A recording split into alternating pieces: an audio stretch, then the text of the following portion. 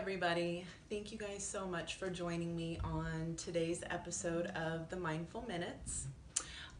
You may have noticed that I have kind of been missing in action for the last couple of weeks. And you may also notice that this is a little bit more of a different background than I usually like to film with. There is a reason for that. So today's episode of the Mindful Minutes is surrounding grief and the process of grief. And the reason why I have been on a hiatus and the reason why I decided to give a little bit more of a comfortable, somber feel to today's video is because a couple of weeks ago, my family suddenly found ourselves saying goodbye to my mom. She battled an illness that was unexpected, and we ultimately were just not prepared, which I don't ever think you can be, but we weren't prepared for that loss.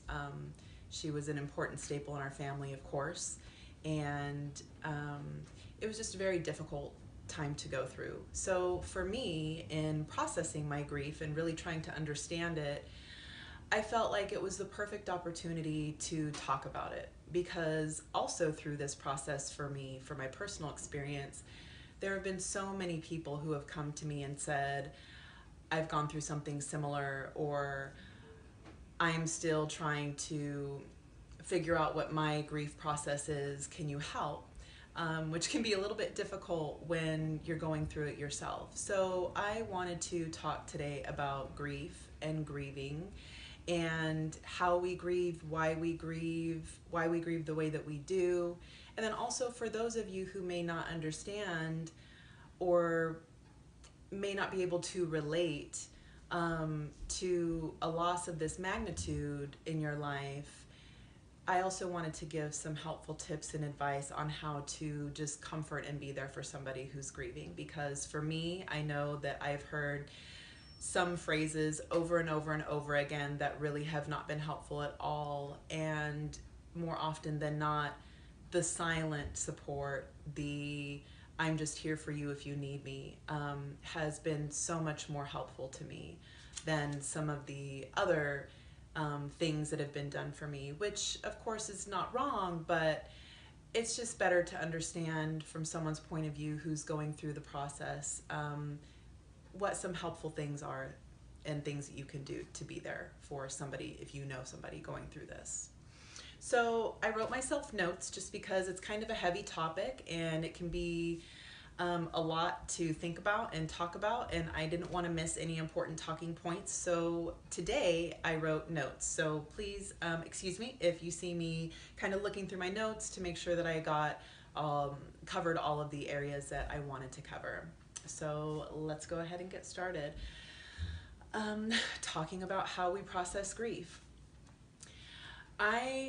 Just a little tidbit of information, am a certified bereavement coach. Now, within my credentials of becoming a certified professional coach, bereavement was a part of that.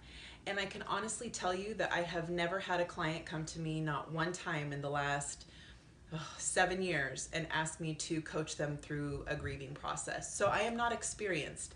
I'm not an experienced bereavement coach, although I do have my credentials as a bereavement coach. And actually, it can be a bit intimidating thinking about coaching somebody who just had a major loss in their life. Don't get me wrong, I have experienced loss. I had a best friend who passed away. My grandfather passed away several years ago. My many great aunts and uncles when I was growing up passed away. So I do know what it's like to have to process that death in the family. And I know what it's like to feel the pain and the heartache of missing them and wanting to hug them and touch them and talk to them and not having them there anymore. And as a child, that's very difficult to process. So growing up and having experienced that a couple of times through, with extended family members was tough enough. And because it was so emotionally difficult for me to understand as a young girl, I kind of grew up with a fear of death. I don't want to talk about it. I don't want to think about it. I just want to live in the present and pretend like there's never going to come a day that we're not going to be on this earth together anymore, for me and my loved ones, which is not practical, it's unrealistic, and it's actually not been helpful for me in my adulthood, and especially through this circumstance now, because this was a circumstance that I just did not ever want to accept could possibly happen, because you really don't wake up and think, oh, there's going to be a day when I'm no longer going to have my mother in my life or my father in my life, or I know I'm going to go through this kind of a loss, so let me prepare myself for it. We don't think like that naturally. I know I don't. So anyways, so as not to ramble on, this was something completely different than any of the other experiences that I've dealt with in my past, in losing somebody close to me that I loved. Of course, this was my mother. This was somebody that I had a completely different relationship with than anyone else.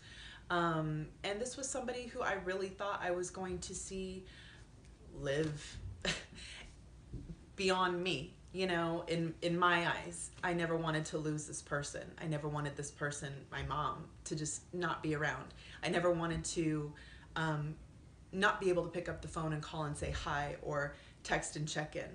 So it's been extremely difficult. And please forgive me if I, waver a little bit emotionally. It's still very fresh and very raw, but I feel like that gives you just a perfect insight into how it really is. There really are stages that we go through in our grief process. So starting there, I want to just talk about quickly the stages of grief, because there are stages of grief that are very natural. So typically there are 5 stages of grief. The first is denial, which is, this did not just happen, there's no way, it can't be true, you've got to be kidding me, please tell me it's a joke. All of those feelings are feelings of denial. Which are very natural, because it's hard to accept such a sudden loss, especially if it's sudden, or just any loss in general. Even if it's not sudden, we really just can't ever prepare ourselves for that kind of heartache, right? So denial is very common.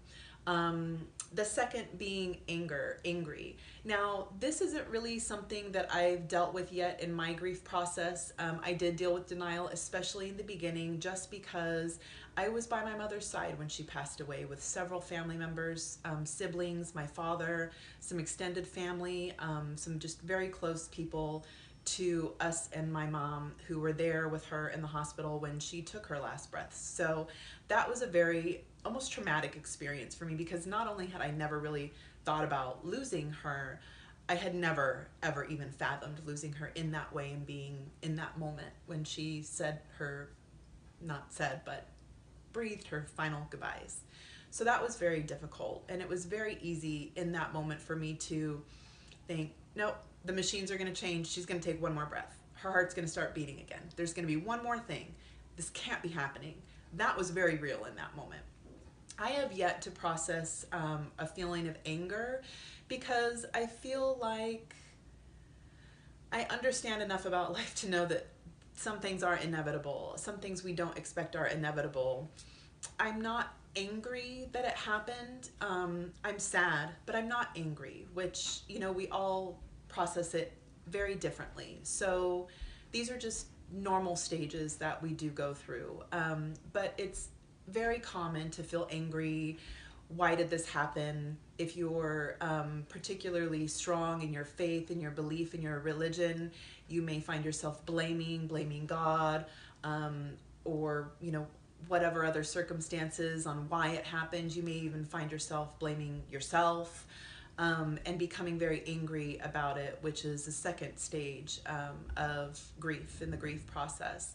The third stage is bargaining, which sounds kind of odd. How do we bargain? What do you mean bargaining?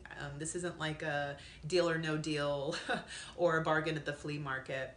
Bargaining is the what ifs, the if I could go back, the what if I did something different, maybe this wouldn't have happened this way. The if I can go back in time and change something, maybe that would change the outcome of this.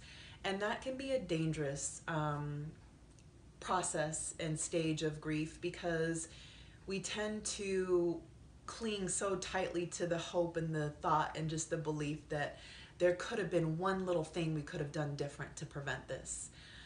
And in the reality of it, there was nothing. This was how it was meant to be for whomever it is that we've lost in our life. Unfortunately for us and our misunderstanding, that was their plan, the plan, for their life. And we just have to accept that, excuse me.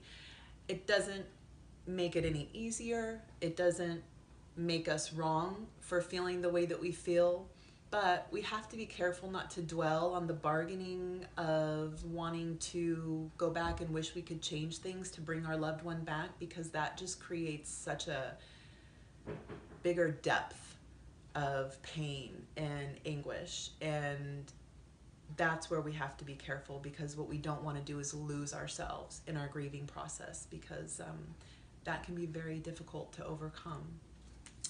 The next phase of grieving in the grief process is depression, which is also pretty common. And I'm not talking about depression as in somebody who has suffered their whole life with depression, but this is a depression that is kind of the aftermath of losing someone close to us that we love. It's the aftermath of it.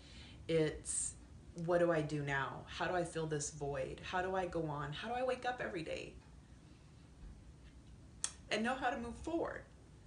And that's something I still battle with sometimes. How do I wake up every day, and know that when I get off, work, or when I have something exciting to say, or when I have something I want to share, I can't just pick up my phone and call and say, hey mom, let me share this with you, or how's your day going, or are you feeling good today, or what are you going to do this weekend?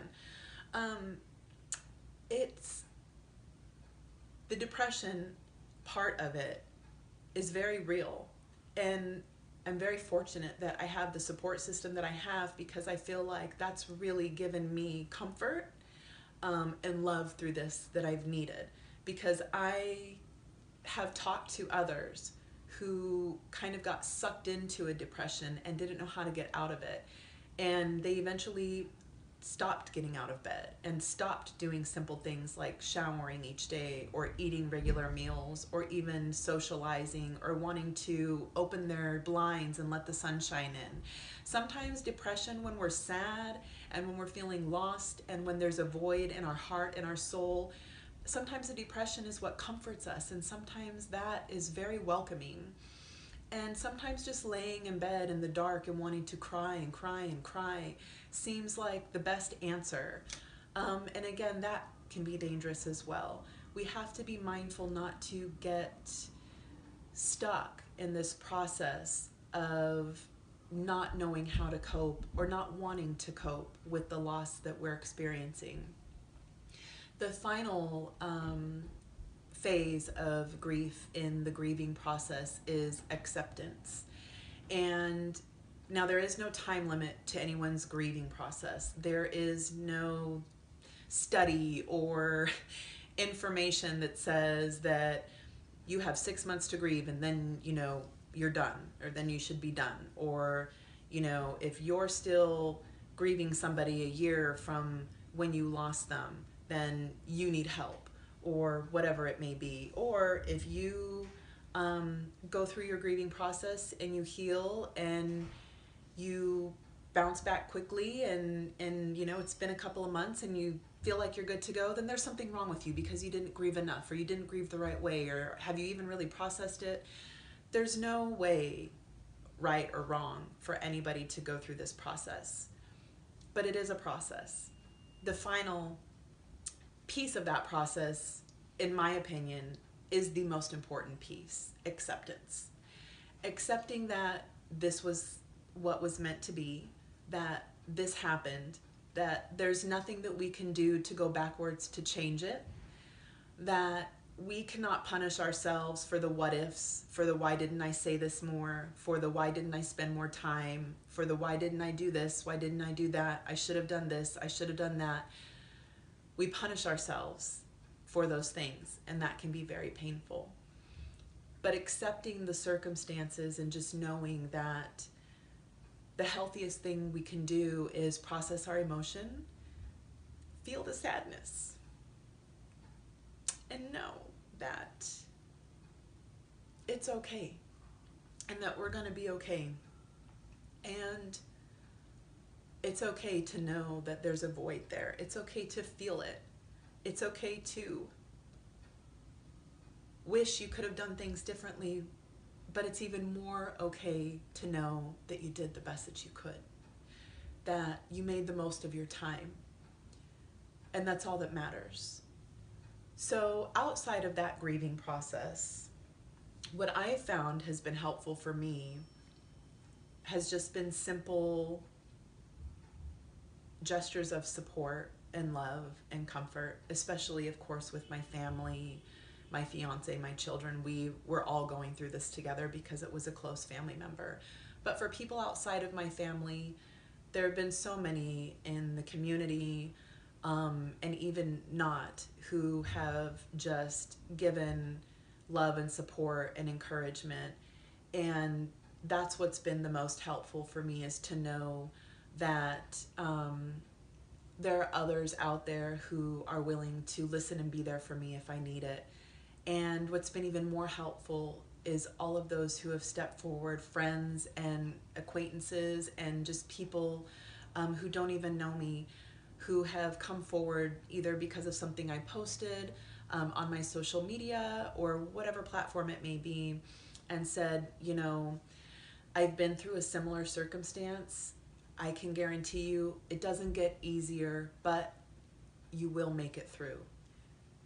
The reality and just the knowledge and the amount of individuals who have said, I've endured something similar and it doesn't get easier, but you'll make it through it, has been so incredibly supportive for me and so incredibly helpful, because I'm looking at these people, a couple of them close to me that I love and have relationships with, and a couple that I really don't even know that well, to know that they are still living, they're alive.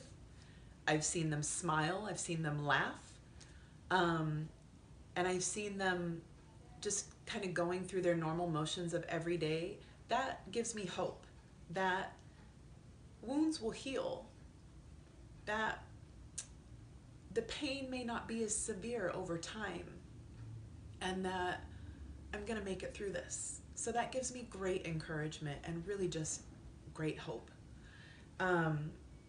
Also, and this kind of goes back to the bargaining and the anger, I felt for myself that focusing on the positive memories has been such an incredible thing for me to look back on and to think about and to really kind of cling to, than the negative ones, like the, well, I wish I would have done this different, or I wish I would have handled this situation differently, or I wish I would have been a better daughter. I wish I would have been nicer in certain times during my teenage years, adolescence, rebellion, all of that good stuff. I wish I would have made different choices. I wish I would have told her more. I love her and what she meant to me. When you say those things, it hurts. And you're putting that hurt and that blame on yourself.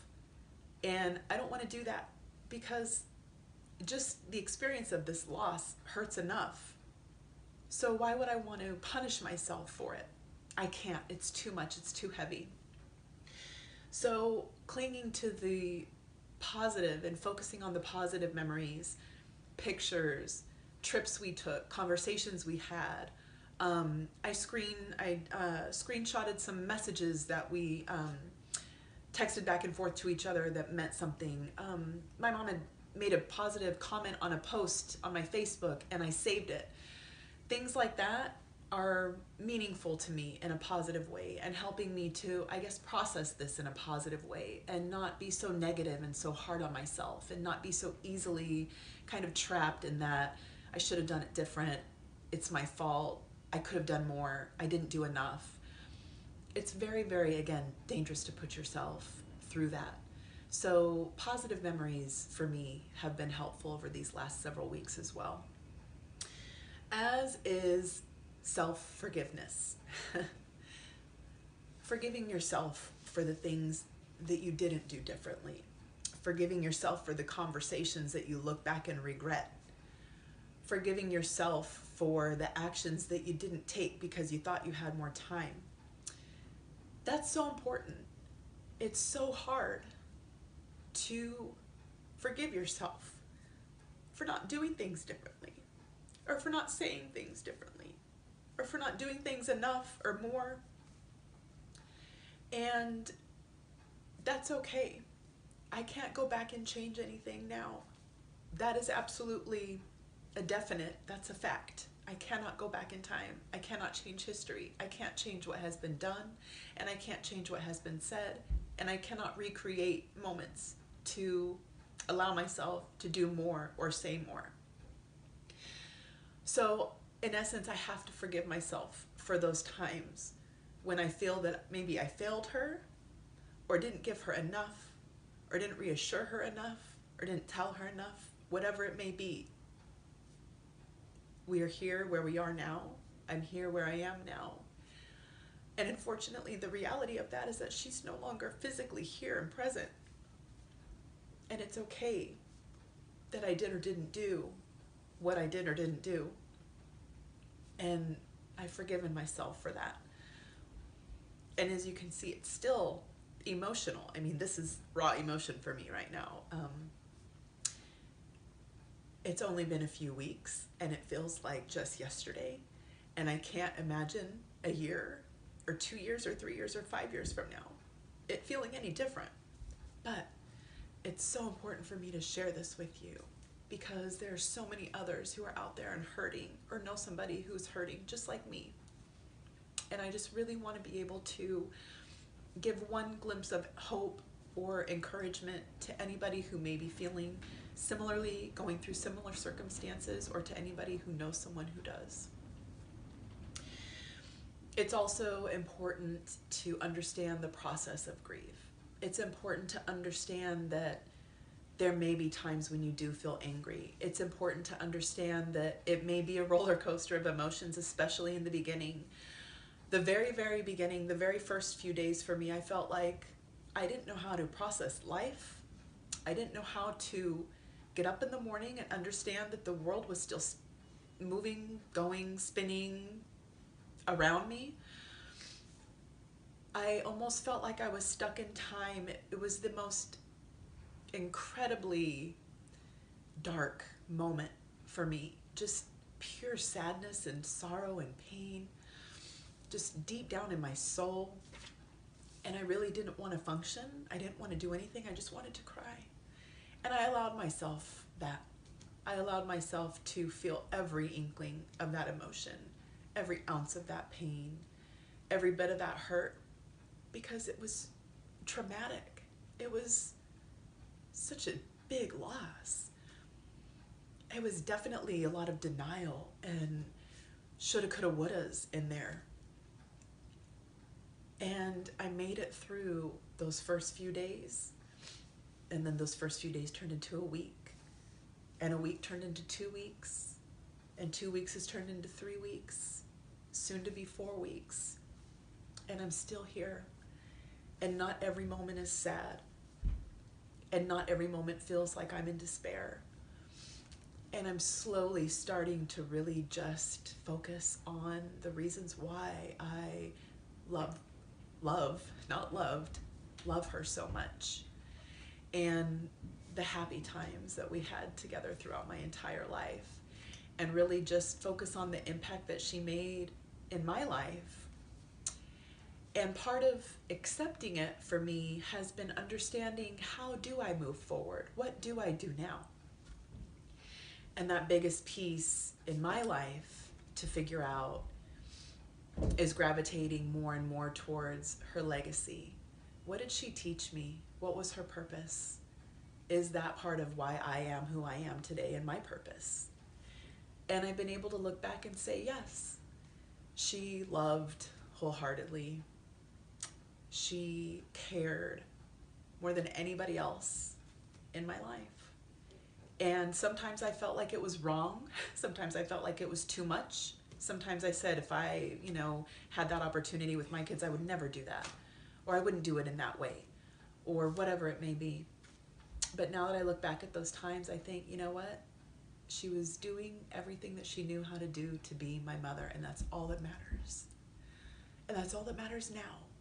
And that's all that will ever matter in the future, is that I know and understand that as a person, as my mother, as the woman who gave birth to me and loved me, she did everything she could just to be that mother for me, to guide me, to encourage me. In my eyes, it may not have always been perfect, but who am I to judge? We're all different, right? We all have our own lives and understandings and upbringings and morals and values. So now it's important for me to show the world the love that she showed me, and to unconditionally love my children and my loved ones, my family, my fiance, my extended family and friends. It's so important for me to show them the unconditional love and support that she instilled in me growing up throughout my entire life, young and older, as an adult. And that is what I value, and that is what I take away from this, is now it's my turn. I feel like she's looking down on me saying, okay, Leah, what did I teach you? How do you bring that out into the world now? Now, I told you I was proud of you. Now what do you do with that? You know, I carry it on. I carry on her legacy. And so for me, that helps so much in processing this whole big thing called grief. And really feeling the sadness with more joyful feelings and memories. There's a quote that I came across when she first passed away, and I even posted something on my Instagram reflecting the quote, because for me, I just was seeking some sort of process to go through that was going to begin a healing process for me, and I didn't know how to do that. So I shared this quote online. The quote is by Anne Royf, and it says, "Grief is in two parts. The first part is loss, and the second part is remaking life." And I understood that because it resonated me as I felt the loss, physically experienced the loss, and emotionally felt the loss. But now it's turned into also, how do I move on? How do I move forward?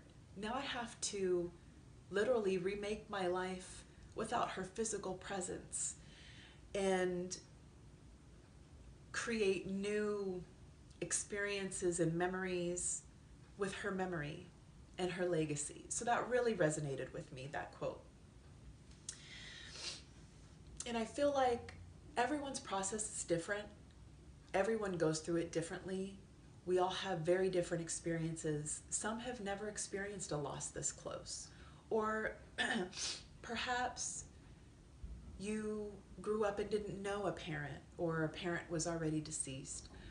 Maybe you've lost a best friend, a grandparent, an aunt, an uncle, whoever it may be, or maybe you haven't lost it all. Just remember, there's always someone out there who is grieving, who is mourning a loved one, who is struggling to find purpose after they've lost. Be mindful of how painful it really is. It's not easy, and it's very hard to even fathom. And this is why I always feared death and loss, because I didn't want to feel it. I didn't want to know the depth of this pain. But it's here, and I felt it, and I allow myself to feel it. And then I remind myself that she would also want me to find happiness in this process. And so I do my best to do that now. And I know I've been told by others who have lost parents and loved ones, as time goes on, it doesn't make it easier. It doesn't feel less real. It doesn't mend your wound, but it does bring a little bit more depth to what it means to move forward. and what it means to find closure, and what it means to understand that there's never going to be a day in my life that I don't miss her. There's never going to be a day that I don't wish I could hear her voice, wrap my arms around her, and know that she's still here. That's not going to go away. But I won't feel desperation forever. It won't be so incredibly painful that I just have to make myself function some days forever. Time does serve as an aid in the healing process, which is so important to understand. So for those of you who have shared with me your tremendous loss and hurt, please know, thank you. I appreciate it from the bottom of my heart. And thank you for reaching out and sharing those experiences with me, because those have really helped me to get through these last few weeks.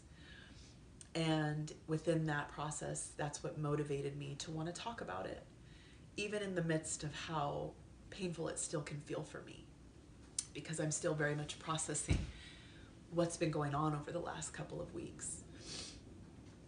And that is why I also wanted to talk about how to be there for others. If you may not quite understand or are able to fathom the kind of pain and loss that this is, but you know someone who's going through it, there's a few pointers that I've kind of put together on my own, just through my own experience, that I felt would be a little bit helpful to share. So in the beginning of this video, I talked about things that people have said that have not been helpful to me. The single most frustrating phrase, and by all means not intentionally, has been, I understand, or I know what you're going through, or I understand how you're feeling. I've been there, or I know someone who's been there, and I just know it's hard. It's impossible for anybody to truly know and understand the depth of the pain that you feel when you lose somebody, unless they're in your heart and soul and know exactly how you felt about that person. A better way to possibly comfort somebody is just to simply say or ask, how can I be there for you? Is there anything I can do for you?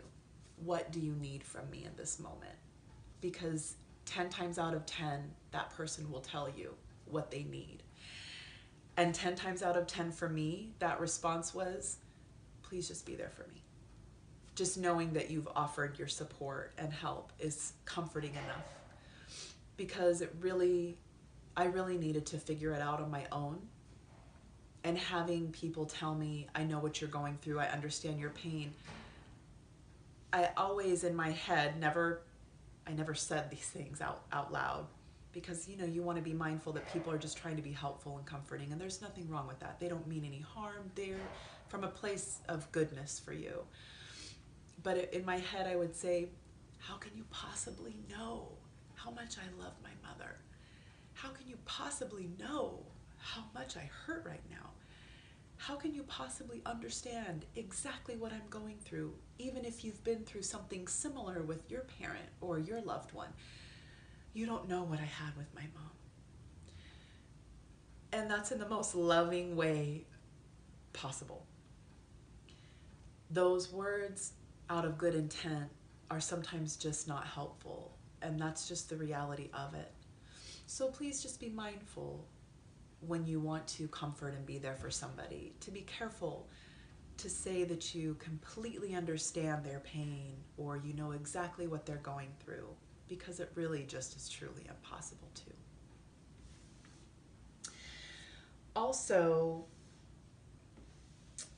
it's important to know your support system. It's important to know how to give somebody a support system. And sometimes we feel lost for resources. I know that I've had to research different resources on how to cope and deal with my grief and my pain and my sadness.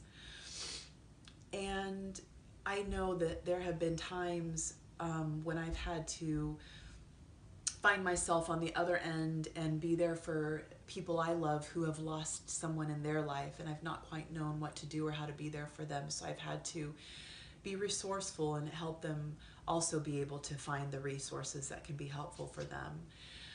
One of my favorite websites to go to is, sorry, it should have it memorized, but this is all just kind of a lot to talk about. So healgrief.com. www.healgrief.com has a plethora of support groups, facilities that have support groups in your area, in your neighborhoods, articles online, blogs for grief support, family support. It covers everything from the loss of a friend to a parent to a grandparent to a child to a spouse. No matter what type of loss you're going through, no matter what type of grief you're processing, that's an excellent resource to find those resources for you or for somebody that you care about who may be going through this as well. And then also, David Kessler is an excellent author. He has written many, many, many books on all sorts of experiences in life, but he is an excellent resource to turn to on grief and healing from grief. And I encourage you, if you've not ever heard of him or read any of his materials, to please check out his grief website, which is www.grief.com. It's that simple. So at the end of the day, even when we're expecting it, even when we have a relative who is older in age, even if we know that they're battling a terminal illness, no matter what the circumstance may be, loss and grieving a loved one is never something you can prepare for. It's not something your heart prepares for. It's not something your soul prepares for. And really, when it happens, you don't want to prepare for it. I almost felt like I didn't want to heal from it. I don't want to go through this. I just want to feel the pain. I just want to sit in this moment and just surround myself with sorrow, with sadness, because it felt comforting at first. But then I started to understand how important it was for me to really go through an entire process of grieving and not get stuck in any one of the stages, because some of those stages are dangerous. And what you don't want to do is get to the point where you don't get out of bed, where you stop taking care of yourself, where the process of your grief hinders your growth personally and ends up in a way damaging things in your life. I've had people tell me they lost their jobs, their relationships, other loved ones, relationships that they had in their life dissolved because they were unable to resolve their grief and really understand that it needed to be a full, well-rounded process for them. So please, I encourage you, if you're struggling, if you're not sure how to get through what you're going through, if you're feeling stuck, if you're feeling sadness beyond your ability to care for yourself, please reach out. I'm here for you. Reach out to anyone that is willing to listen to you, anyone that you can turn to, any of your friends, family. www.healgrief.com has resources in your community for you. Please, please reach out. That's all I can encourage you to do. And know that we will get through this together. There is a silver lining at the end of the tunnel, and that silver lining, in my opinion, is our loved ones guiding us along through life and reminding us that life does go on after we lose our loved ones, just in a bit of a different way, but it does go on, and we absolutely are built to live fulfilled, happy lives after we process grief. Please, if you like this episode, hit the like button. If you've not yet subscribed, please subscribe to my channel. I'm back.